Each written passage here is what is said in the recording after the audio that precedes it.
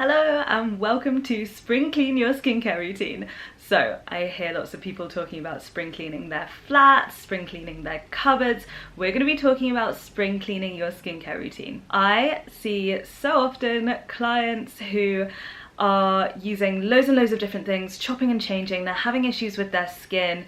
When I kind of ask for a little bit more clarity on the products, where they come from, how long they've been using them, they're not super sure. Maybe it came from an aunt 3 Christmases ago, you tried it once, put it in a cupboard, decided it might be a good idea to start trying it again now, and you know, it leads to some issues. So skincare is super confusing, as we all know.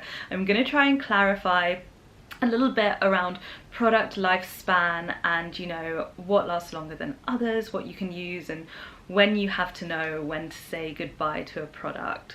It's painful, particularly if you're the one that paid for it, but you know, bacteria can grow in these products, so sometimes it is necessary. The first thing you need to know is some things go off faster than others, just like foods. Skincare ages. With age comes degradation of the formula and opportunity for bacterial growth, things that you don't really want on your skin.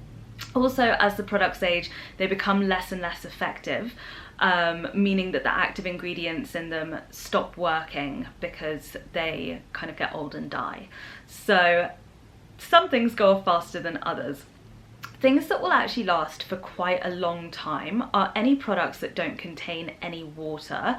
So if you think of kind of powdered masks, powdered cleansers like the Nini Organics Detox Foam, Lenawald, Rescue Mask, Skin and Tonic De-Stress Mask, they don't have any water in. You add the water to them afterwards. These products will have a longer shelf life because with water comes the opportunity for bacteria to grow.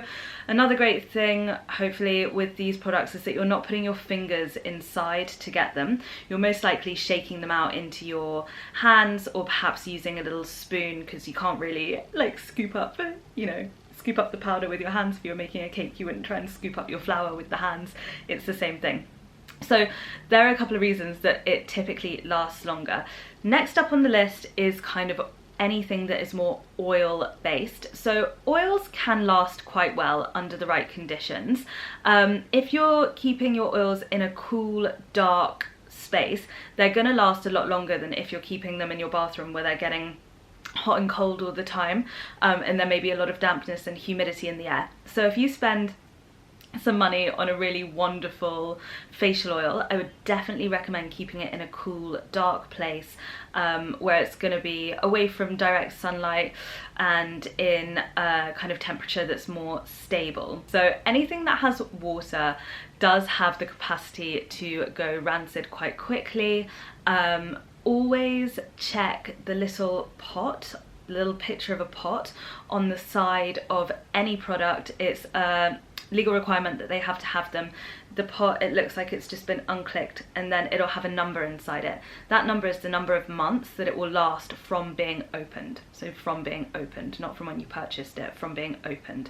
So if you get something, you get given a present, or you buy some new skincare because it was on offer or something like that, but you don't really need it, you already have your lineup, you're already using a moisturizer, for example, so you don't need to introduce a new one, and you want to try out your new product, just don't try it out, just wait until you're ready to use it, because then you'll have more chance of it not going off while you're using it. If you open it and then put it away for 6 months and the shelf life is 6 months, then you've kind of lost your opportunity with it, and bacteria could have grown, particularly if you stuck your fingers in it to get it out, particularly if your fingers were wet.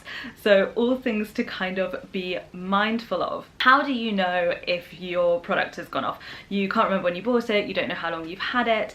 Some key indicators are smell. If the smell has changed, the smell of rancid oil is really distinctive.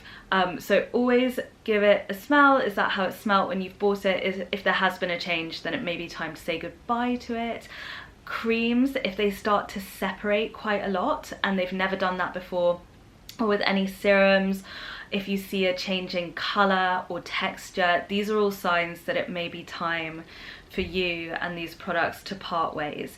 It's really important that this happens, that you part your ways when the product has reached its natural life, even if it's not empty, because it can lead to a lot of problems for your skin. Aside from the fact that it won't really be doing much, it could be increasing the bad bacteria on your skin, which can lead to things like breakouts, but actually in more extreme cases can lead to skin infections, eye infections, things that you just don't really want to get into. It can make kind of any existing skin conditions much worse. So for example, if you're using a balm for eczema but the balm has gone rancid, you need to get rid of it because the skin is impaired and you could be putting bad bacteria into it, which could lead to like impetigo and things that you really don't want. My kind of key takeaway that I hope you get from this tutorial in terms of spring cleaning your skincare routine is just have what you need to start with.